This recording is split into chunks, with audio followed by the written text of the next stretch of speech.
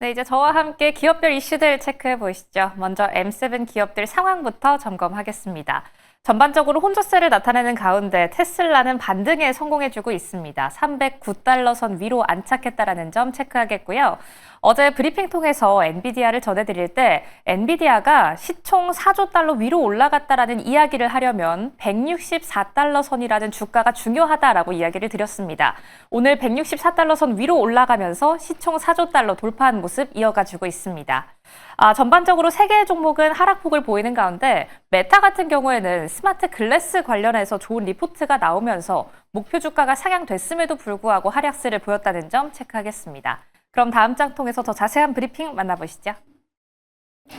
오늘 테슬라 가지고 왔습니다. 테슬라 우리가 잠들기 전부터 이 그록4, 그록3에 대한 이야기 계속된 알림으로 받아보셨을 건데요. 호재를 딛고 이제는 반등을 시작해주는 걸까라는 의문이 듭니다. 하지만 이 제목을 달면서 동시에 한 가지 또 들었던 생각은 테슬라가 뭔가 올해 들어서 좀 상승을 해주다가 급락했다가 다시 반등하고 다시 급락했다가 반등하고 이런 흐름이 좀 이어지고 있지 않나라는 생각이 들어서 가지고 왔습니다. 일단 간밤에 테슬라는 4.73% 상승에 성공했습니다. 상승하면서 급락하고 반등을 반복해주는 테슬라. 일단 간밤에는 상승을 해주긴 했는데요. 올해 들어서 주가는 25% 정도 내려와 있는 상황입니다. 그럼에도 불구하고 간밤에는 300달러 선 위로 올라갔다는 점도 체크하도록 할게요. 테슬라의 반등 재료는 무엇이었을까요? 일단 앞서 언급이 된 것처럼 머스크 CEO가 그록3에 대해서 직접적으로 언급을 내놨다라는 점입니다.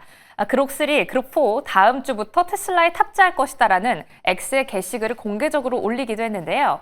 여기에 더해서 로보택시의 지역에 대한 확대 소식도 이야기하기도 했습니다.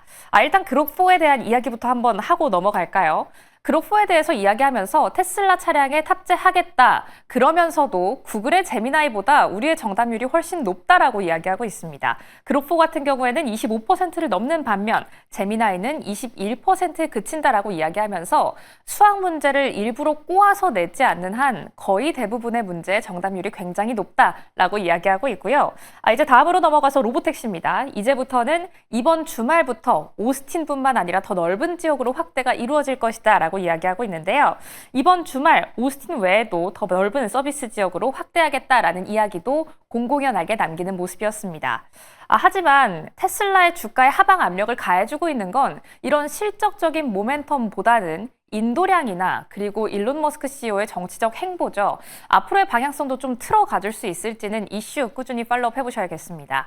그럼 다음 장 통해서 실적 발표했던 델타항공 체크하시죠. 델타항공 실적도 꽤 괜찮게 나왔고요. 이것보다 조금 더 주목할 점은 가이던스가 정말 잘 나왔습니다. 한번 체크해 보시죠. 일단 2분기 실적입니다. 2분기 실적은 매출과 EPS 모두 시장 예상치를 상회한 것으로 나타났습니다. 더 중요한 3분기 가이던스 체크해 볼까요? 3분기 가이던스도 매출은 보합권에서 4% 정도 오를 것이다 라고 이야기했고 EPS는 제일 크게는 1.75달러까지 달성할 수 있다라고 이야기했습니다. 가이던스 부분에 있어서 조금 더 체크를 해봐야 할 소식은 델타항공의 연간 가이던스가 부활했다라는 소식입니다. 지금까지는 좀 불확실성을 이유로 연간 가이던스를 내놓지 않았는데요. 이번 가이던스 제시에는 이 연간 가이던스까지 부활시키면서 EPS는 5달러 25센트에서 6달러 25센트로 올라갈 것이다라고 이야기하며 시장 예상치인 5달러 31센트를 위로 상향하는 모습이었습니다. 그럼 연간 가이던스가 부활했다는 건 무엇을 의미하느냐까지 CEO들의 발언과 함께 연계해서 체크해 보도록 할게요. CEO는 이런 언급을 내놨습니다. 사람들이 이제는 상황이 어떻게 흘러가는지 명확하게 이해하고 있다. 이건 어떤 발언을 의미할까요?